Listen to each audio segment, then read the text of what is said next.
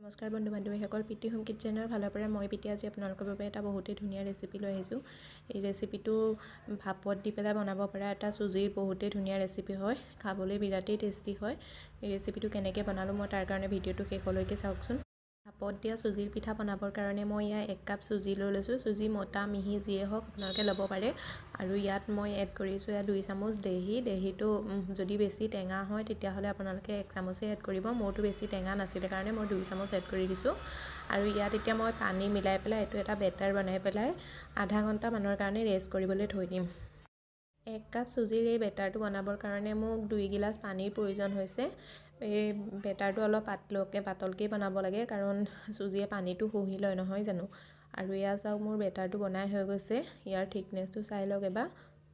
ৰেচিপিটো বনাবৰ কাৰণে মই যেনেকৈ দৈ আৰু নিমখ এড কৰিম, ইয়াত মই নিমখীয়া হিচাপত বনাইছোঁ। আপোনালোকে ইয়াত গাখীৰ এড কৰিব পাৰে আৰু গাখীৰ নিমখৰ জেগাত চেনিও এড কৰিব পাৰে, তেতিয়াও ৰেচিপিটো যদি আপোনালোকে মিঠা ভাল পায়। আৰু এয়া চাওক আধা ঘণ্টাৰ পিছত মোৰ বেটাৰটো কিমান ডাঠ হৈ গ'ল। মই কিমানকৈ পাতলাকৈ কৰিছিলোঁ কিন্তু তথাপিও ডাঠ হৈ গ'ল। ইয়াত মই এতিয়া অলপমান পানী আকৌ এড কৰি দিম। প্ৰায় আধা কাপমান পানী মই এড কৰি দিছোঁ। এড কৰি পেলাই এইটো পাতলা চাই এটা বেটাৰ কৰি লৈছোঁ। পাতলা মানে বহুত বেছি পাতলা কৰিব নালাগে, যেনেকৈ ইডলিৰ কাৰণে বেটাৰ বনাওঁ তেনেকৈ বনাই লৈছোঁ।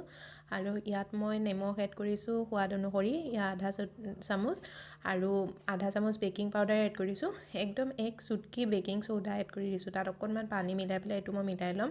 মানে কি হয়, বেকিং পাউডাৰ আৰু বেকিং চ'ডা মিলাই দিলে এইটো বহুত ধুনীয়া ফ্লাফি হৈ যায়। যদি আপোনালোকে বেকিং পাউডাৰ আৰু বেকিং চ'ডাৰ জেগাত নাথাকে তেতিয়াহ'লে ইনো এড কৰিব পাৰে। আৰু আনফালে মই এটা কেক টিন লৈ লৈছোঁ। কেক টিনটো মই অকণ তেলেৰে গ্ৰীজ কৰি ল'ম।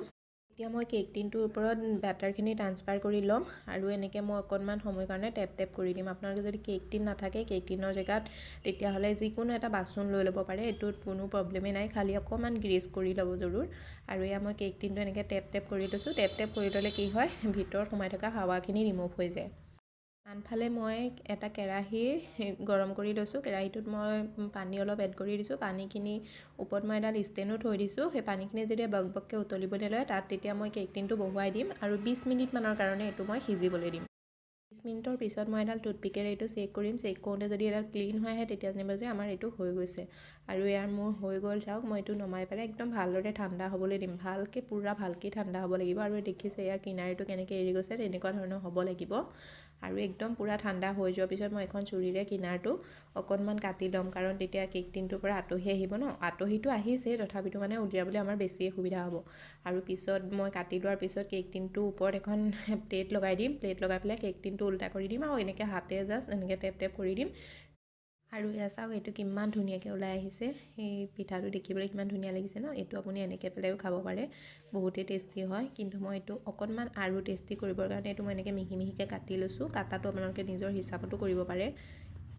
আৰু এইটো কিমান সহজতে কাটি গৈছে আপোনালোকে দেখিব পাৰিছে। এইটো কাটিবলৈও বহুত সহজ, মানে অকণো প্ৰব্লেম নহয়। খালি মই যেনেকৈ কৈছোঁ তেনেকৈ আপোনালোকে নিয়মবিলাক ফ'ল' কৰিব। আৰু যদি ইয়াত গাখীৰ আৰু চেনি দিয়ে তেতিয়াহ'লেও মানে এনেকুৱাই হ'ব, কিন্তু তেতিয়া আপোনালোকে এনেকৈয়ে খাই ল'ব পাৰিব। তেতিয়া মানে আৰু বেছি টেষ্টি কৰাৰ কোনো প্ৰয়োজনেই নাথাকে। আৰু ইয়াত চাওক মোৰ গোটেই পিঠাটো কাটি হৈ গৈছে। ইয়াৰ পিচেছবিলাক আপোনালোকে দেখিছে কিমানেই ধুনীয়া হৈছে। মই এইটো একদম সৰু সৰুকৈ কাটিছোঁ, আপোনালোকে নিজৰ ইচ্ছা অনুসৰিও কাটিব পাৰে। আনফালে মই এটা কেৰাহীত 1 চামুচ তেল গৰম কৰি লৈছোঁ। তেলটো ভালদৰে গৰম হৈ যোৱাৰ পিছত মই তাত 1 চামুচ অকণমান ডাঙৰ চামুচ এখনেৰে 1 চামুচ সৰিয়হ এড কৰি দিছোঁ। সৰিয়হটো আপোনালোকে নিজৰ হিচাপ অনুসৰি এড কৰিব পাৰে। মোক বহুতেই ভাল লাগে এই ৰেচিপিটো সৰিয়হ এডটো, সেইকাৰণে মই অকণমান বেছিকৈ কৰিছোঁ। আৰু ইয়াত মই এড কৰি দিছোঁ এটা পিঁয়াজ, সৰু পিঁয়াজ এটা মিহি লম্বাকৈ কাটি পেলাই, আৰু 2টা কেঁচা জলকীয়া এড কৰি দিছোঁ। তাত অকণমান নিমখ এড কৰি দিছোঁ। নিমখ আমি পিঠাটোতো এড কৰিছোঁ, তাৰ কাৰণে সেইটো ধ্যান ৰাখিম। আৰু এই পিঠাটোত কালাৰ আহিবৰ কাৰণে মই অকণমান Kashmiri red chilli powder add কৰি দিছোঁ, আধা চামুচমান হ'ব। তাৰপিছত মই যোনখিনি পিচেছ কাটি থৈছিলোঁ পিঠাটোৰ সেইখিনি এড কৰি দিছোঁ। এড কৰি পেলাই এইখিনি মই ভালদৰে মিলাই ল'ম গোটেই মছলাখিনিৰ লগত। এইখিনি ভালদৰে মিহলি হৈ যাব। তাৰপিছত মই ইয়াত 2 চামুচ টমেটৰ কেটচপ এড কৰি দিছোঁ। এইটো স্কিপো কৰিব পাৰে আপোনালোকে, যদি আপোনালোকৰ পচন্দ নহয় তেতিয়াহ'লে নকৰিলেও হ'ব, এড নকৰিলেও হ'ব, কিন্তু ভাল লাগে মানে দিলে, সেইকাৰণে মই দি দিছোঁ। এড কৰাৰ পিছত আৰু এইটো ভালদৰে মিলাই ল'ম।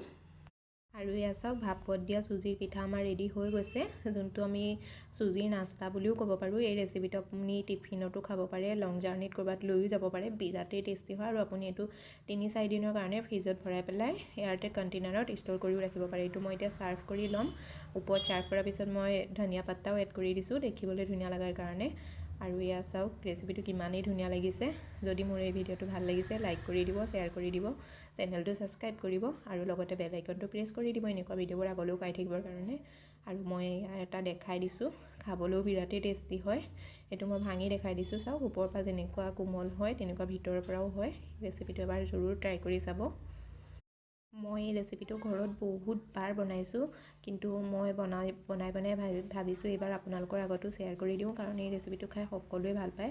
মোৰ ছোৱালীজনীৰ লগৰ ছোৱালী এজনীয়ে টিফিন দি পঠাইছে, মাক ক'বা যে এনেকুৱা এটা ৰেচিপি বনাই দিবৰ কাৰণে। আৰু এয়া চাওক মই তাইৰ কাৰণে টিফিনো ৰেডি কৰিছোঁ। আপোনালোকে এবাৰ জৰুৰ ট্ৰাই কৰি চাব, বহুতেই বেছি ভাল পাব। আৰু যদি ভাল লাগে তেতিয়াহ'লে ভিডিঅ'টো লাইক কৰিব, যদি বেয়া লাগে তেতিয়াহ'লে ডিছলাইক কৰিও দিব পাৰে।